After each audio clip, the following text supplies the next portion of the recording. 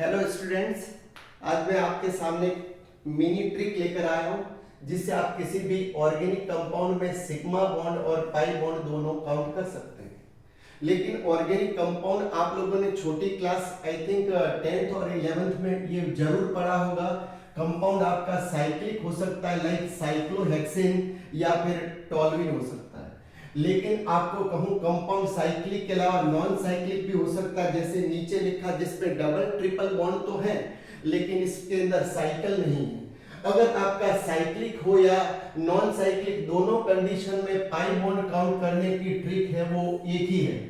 उसके अंदर आपको सबसे पहले काउंट कर लेने हैं जितने उसमें डबल बॉन्ड है वो, और ट्रिपल बॉन्ड जितने हैं, पर ट्रिपल बॉन्ड को आप जरूर 2 से मल्टीप्लाई करें तो आपके टोटल उस कंपाउंड में पाई बॉन्ड आ जाएंगे, भले वो आप साइक्लिक में लगाएं या फिर नॉन साइक्लिक में लगाएं। पर सिग्मा बॉन्ड की ट्रिक है वो कुछ दोनों के लिए अलग अलग है।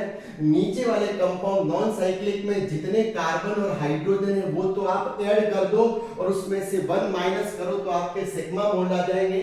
लेकिन अगर आपको साइक्लिक कंपाउंड में सिग्मा बॉन्ड काउंट करने हैं तो ये माइनस करने की जरूरत नहीं है, सीधे सीधे आप कार्बन और हाइड्रोजन को ऐड कर दो। मैं एक नीचे वाले एग्जांपल से आप लोगों को ये समझा देता हूं कि मैंने इसमें कैसे सिग्मा और पाई बॉन्ड निकाले हैं।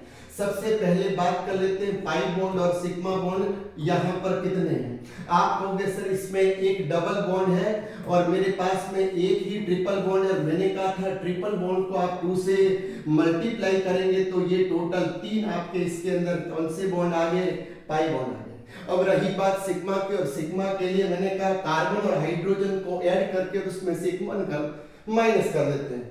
कार्बन काउंट कर लेते हैं 1 2 3 4 5 6 7 और 8। हाइड्रोजन काउंट कर लेते हैं 8 के बाद ये 9 9 10 और ये 11 और 11 और 3 14 और 14 और 3 17 और ये 20 और 20 में से एक माइनस कर दूं तो मेरा सिग्मा बॉन्ड आ गए कितने, 19।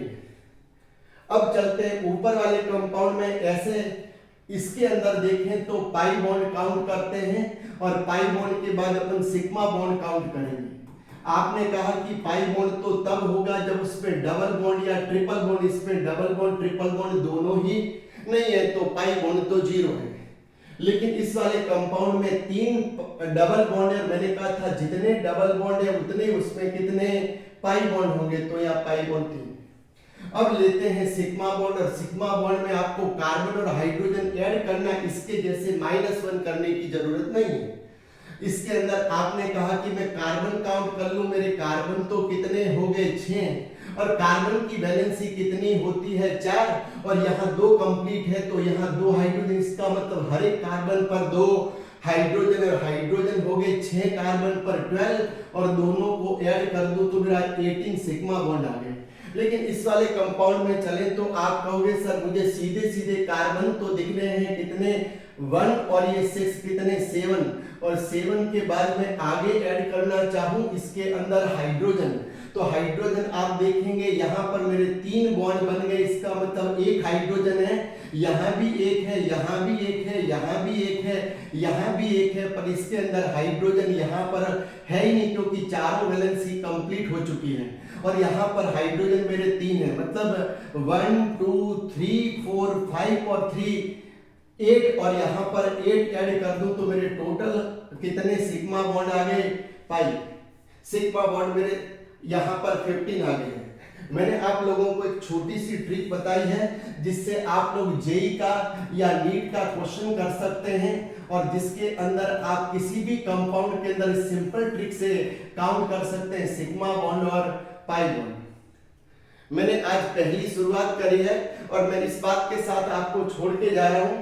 एक कवि दुष्यंत की लाइन याद आ रही है कि हंगामा खड़ा करना मेरा मकसद नहीं, कुछ सूरत बदलनी चाहिए, ये आग इधर जले या उधर जले, बस जलती रहनी चाहिए। Thank you.